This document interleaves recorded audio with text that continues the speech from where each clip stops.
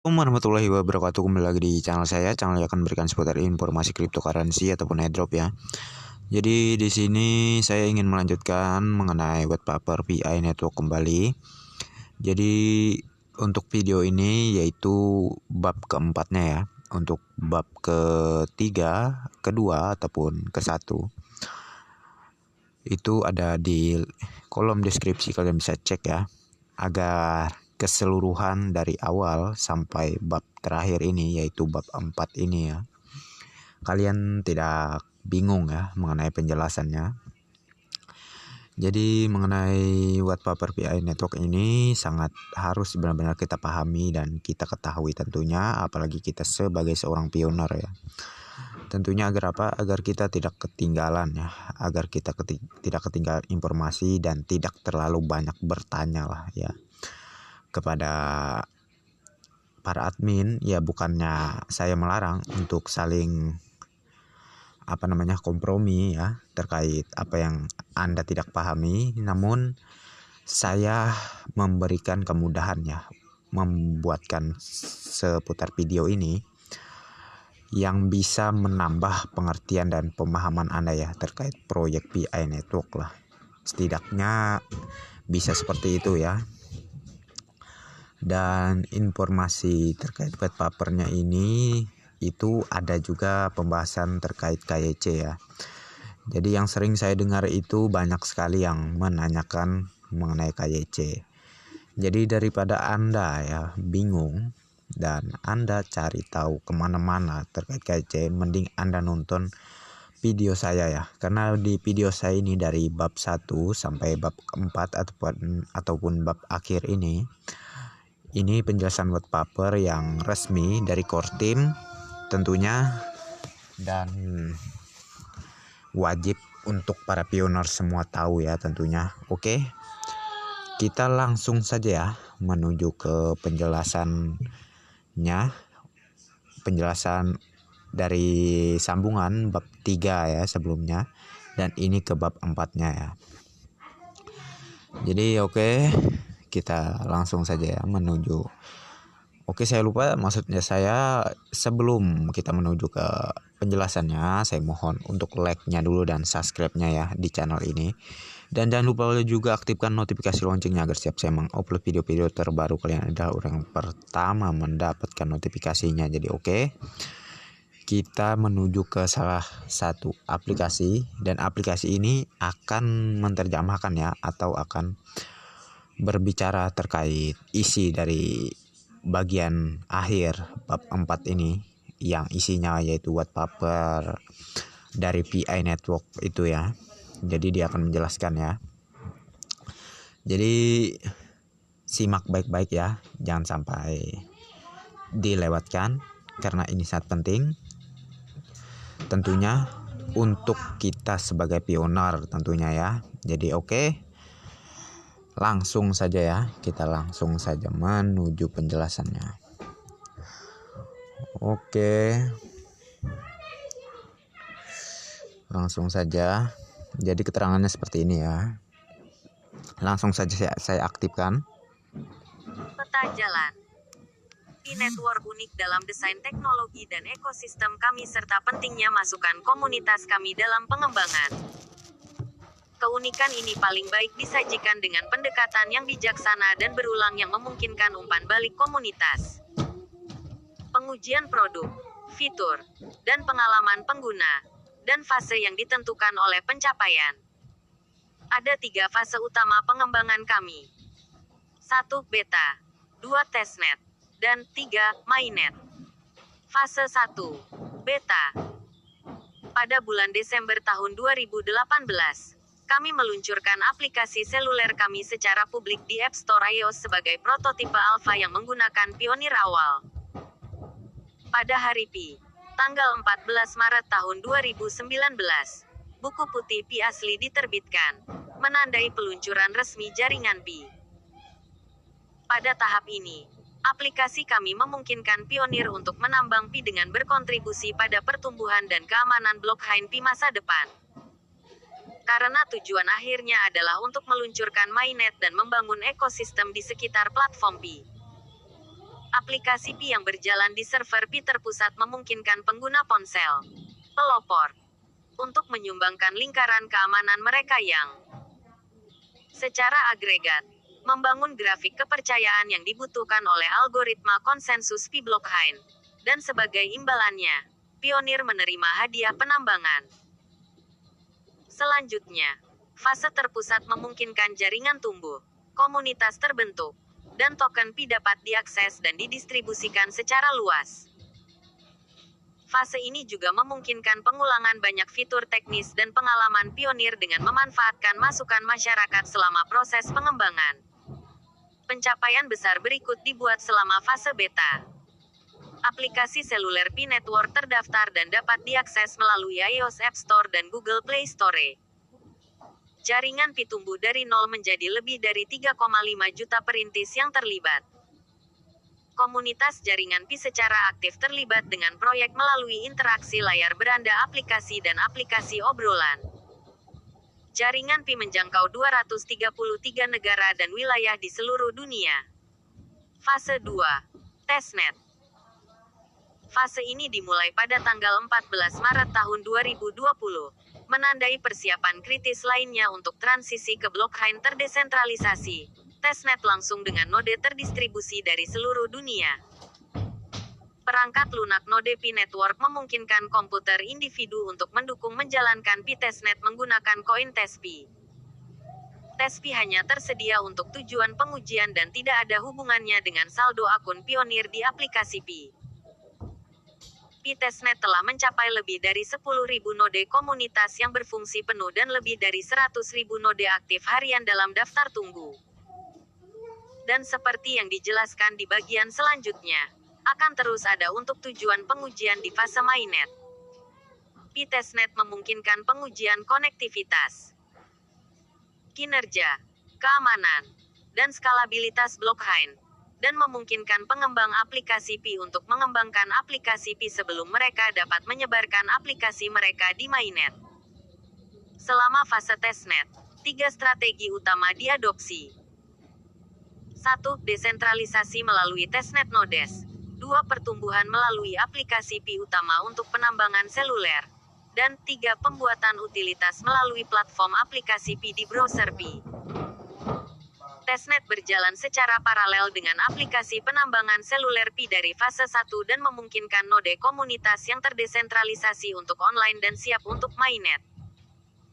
Secara khusus, testnet nodes membantu penilaian kinerja, keamanan, dan skalabilitas blockchain. Ini juga membantu pengembang aplikasi Pi menguji aplikasi mereka terhadap Pi blockchain. Pada saat yang sama, aplikasi penambangan seluler Pi terus mendukung jutaan perintis, membangun komunitas dan berkontribusi pada keamanan blockchain. Pi Browser, bersama dengan Pi SDK, memungkinkan komunitas untuk membuat utilitas dan mengembangkan ekosistem Pi. Pencapaian besar berikut dibuat selama fase testnet. Banyak versi perangkat lunak node dirilis. Platform Pi dirilis bersama dengan bahan utama infrastruktur ekosistem kami. Wallet, browser, brainstorm, dan alat pengembang. Versi percontohan aplikasi KYC diperkenalkan di Pi Browser. Proyek ini menjalankan hackathon online pertama di seluruh dunia dengan ribuan peserta dari dalam komunitas Pioneer. Jaringan Pi berkembang menjadi lebih dari 30 juta perintis yang terlibat. Dan dari nol menjadi lebih dari 10.000 node komunitas yang berfungsi penuh dan lebih dari 100.000 node aktif harian dalam daftar tunggu. Jaringan Pi menjangkau hampir semua negara dan wilayah di dunia. Fase 3. Jaringan utama. Pada bulan Desember tahun 2021, mainnet dari blockchain Pi akan ditayangkan. Migrasi saldo Pioneer dari akun telepon mereka ke mainnet dimulai selama periode ini. Otentikasi KYC dari Pioneer mendahului migrasi saldo mereka ke mainnet. Untuk memberikan waktu yang cukup bagi jutaan Pioneer agar berhasil menyelesaikan verifikasi KYC mereka. Membuat utilitas di ekosistem Pi, dan terus melakukan iterasi pada teknologi dan desain ekosistem kami. Mainnet akan memiliki 2 periode.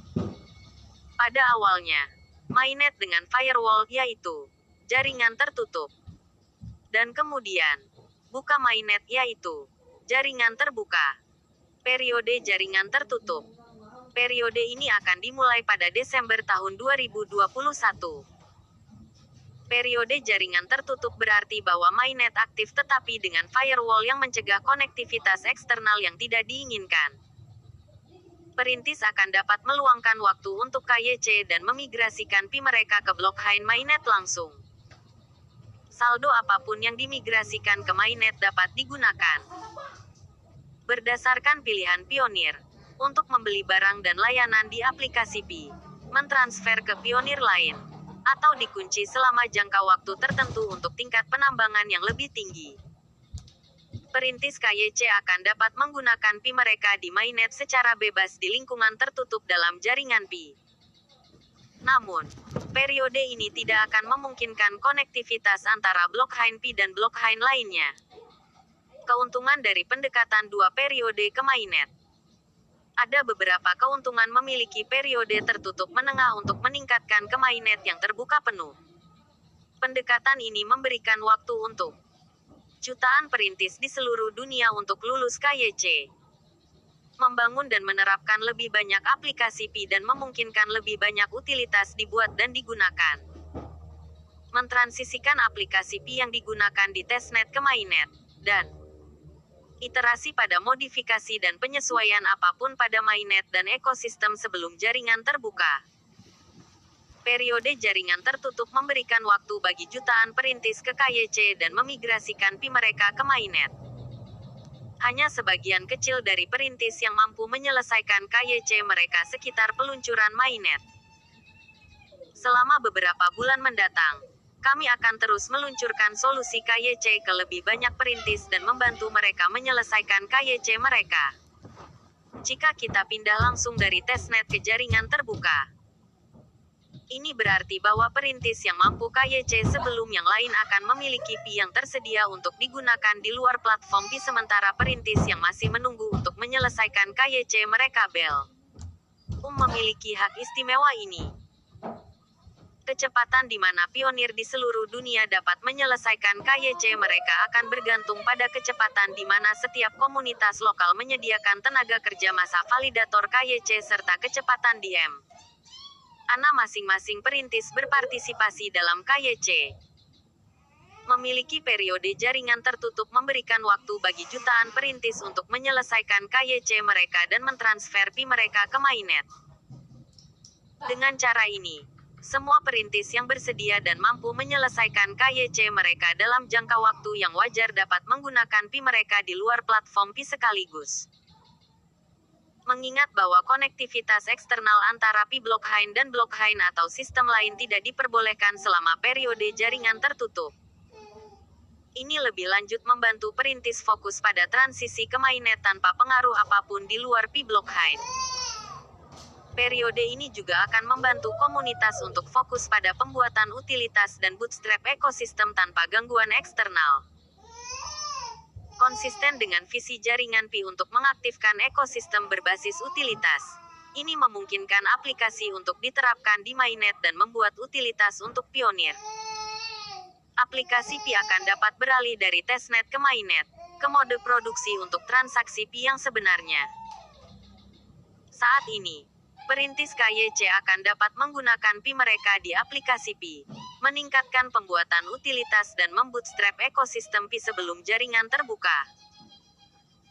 Jalan bertahap dan disengaja ke jaringan terbuka ini akan membantu aplikasi, serta jaringan Pi, untuk mengungkap dan menyelesaikan gangguan apapun di pasar dan teknologi.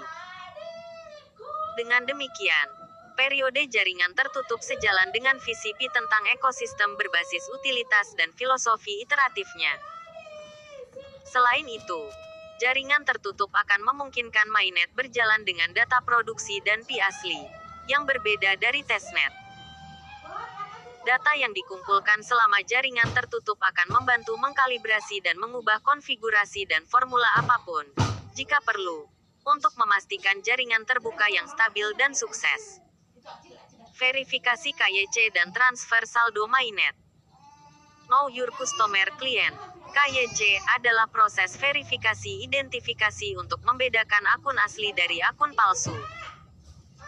Visi P-Network adalah untuk membangun token dan ekosistem yang inklusif dan terdistribusi paling luas untuk semua perintis. Mekanisme penambangan P-Network berbasis jejaring sosial. Dan tingkat penambangan telah berkurang setengahnya 5 kali lipat sejauh ukuran jejaring sosial tumbuh menjadi lebih dari 1K, 10K, 100K, 1M, dan 10M anggota yang terlibat. Oleh karena itu, Pi memiliki kebijakan ketat 1 akun per orang. Ini membutuhkan tingkat akurasi yang tinggi untuk menetapkan bahwa anggota dalam jaringan adalah manusia asli, mencegah individu dari dapat secara tidak adil menimbun Pi dengan membuat akun palsu. Hasil KYC perintis tidak hanya bergantung pada verifikasi identitas, tetapi juga nama mereka yang cocok dengan akun Pi dan penyaringan terhadap daftar sanksi pemerintah.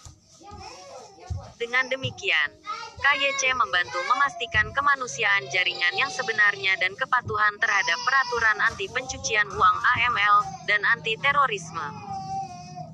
Seperti yang dikomunikasikan pada pendirian jaringan, untuk memastikan kemanusiaan sejati, akun Pi palsu dan penambangan skrip sangat dilarang.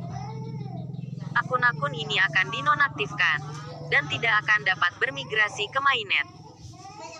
Selama 3 tahun terakhir, beberapa mekanisme teknis telah diterapkan untuk mengidentifikasi bot dan akun palsu.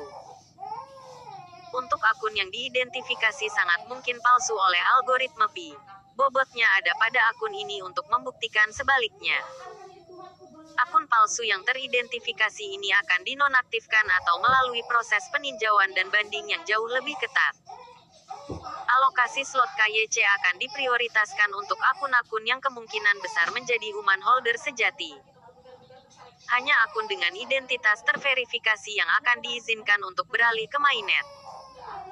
Dan hanya saldo Pi yang terkait dengan akun dengan identitas terverifikasi yang akan diizinkan untuk ditransfer ke saldo mainnet. Ketika seorang pionir dan tim rujukan serta anggota lingkaran keamanannya lulus KYC menentukan apakah dan kapan, dan sejauh mana, seorang pionir dapat mentransfer saldo mereka. Di bawah ini adalah contoh hipotetis untuk menggambarkan bagaimana verifikasi KYC dari perintis memengaruhi saldo mereka dalam migrasi ke mainnet. Untuk mempermudah, kami mendefinisikan berbagai konsep saldo Pi sebagai berikut. Saldo seluler. Saldo Pi saat ini ditampilkan di akun pionir di aplikasi seluler Pi. Saldo yang dapat dipindah tangankan. Saldo yang diizinkan untuk ditransfer ke mainnet karena pionir dan individu terkaitnya yang spesifik dalam tim rujukan dan lingkaran keamanan telah melewati KYC.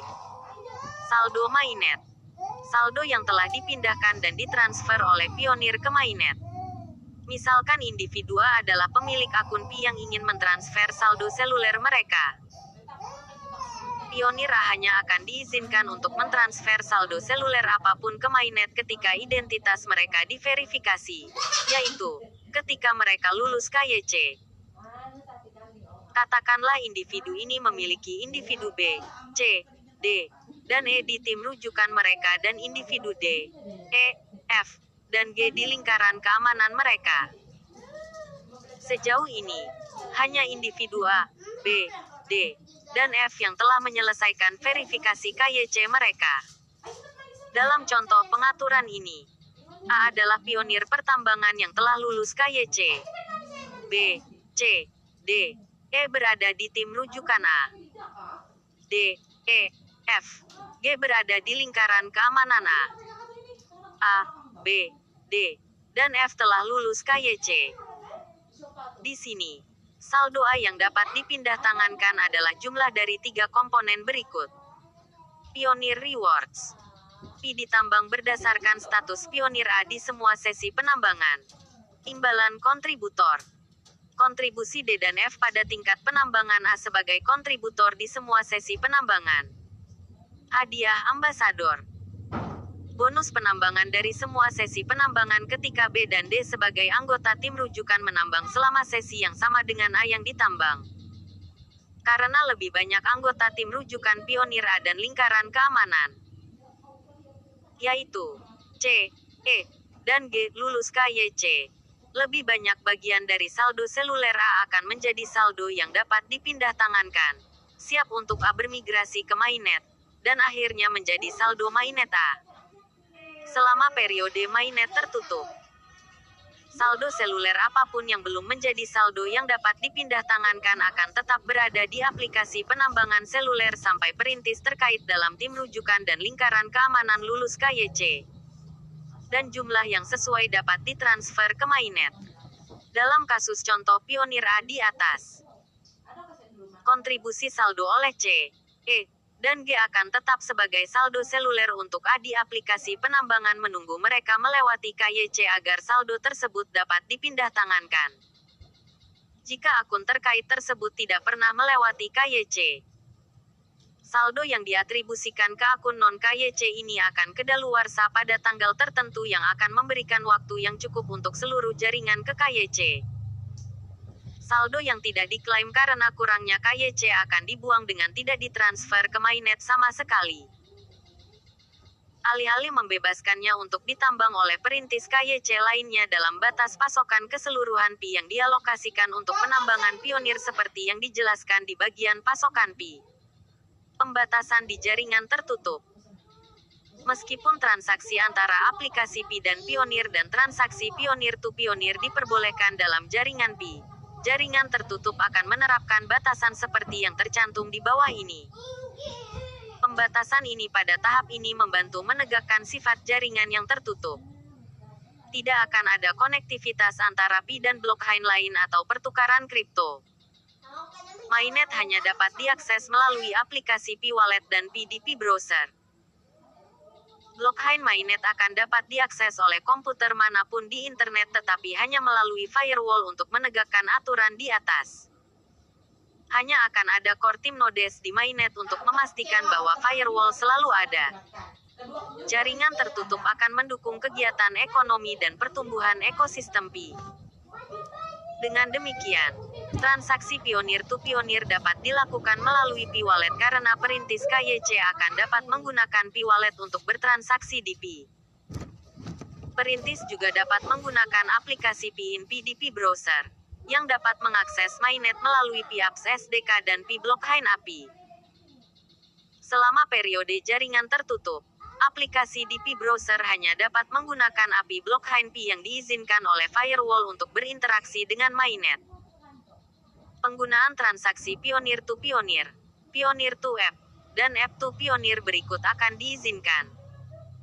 Pertukaran Pi untuk barang dan jasa melalui aplikasi Pi. Transfer Pi antara perintis untuk barang dan jasa. Penggunaan berikut akan dilarang. Pertukaran Pi untuk mata uang fiat. Pertukaran Pi untuk cryptocurrency lainnya. Transfer untuk Pi untuk janji fiat atau mata uang kripto lainnya di masa mendatang. Kami akan menerapkan batasan di atas dengan menambahkan firewall ke mainnet dan dengan menjalankan node mainnet secara eksklusif untuk periode sementara ini. Node komunitas akan terus berjalan di testnet dalam periode jaringan tertutup. Kami akan terus mengimplementasikan antarmuka dan perubahan lain pada node sebagai persiapan untuk periode jaringan terbuka di mana node komunitas dapat berjalan di mainnet. Pembatasan jaringan untuk tetap tertutup akan dilonggarkan saat mencapai periode berikutnya, jaringan terbuka. Periode jaringan terbuka bergantung pada kematangan ekonomi jaringan tertutup dan kemajuan KYC. Periode ini dapat dimulai pada hari Pi tanggal 14 Maret tahun 2022, hari I tanggal 28 Juni tahun 2022, atau setelahnya. Periode jaringan terbuka berarti bahwa firewall dalam periode jaringan tertutup akan dihapus. Memungkinkan konektivitas eksternal apapun, misalnya ke jaringan lain, dompet, dan siapapun yang ingin terhubung ke Pi mainnet. Panggilan API tidak akan di firewall, dan Pionir akan dapat menjalankan Pi node dan layanan API mereka sendiri. Perintis akan memiliki konektivitas dengan blockchain lainnya. Node komunitas juga dapat menjalankan mainnet.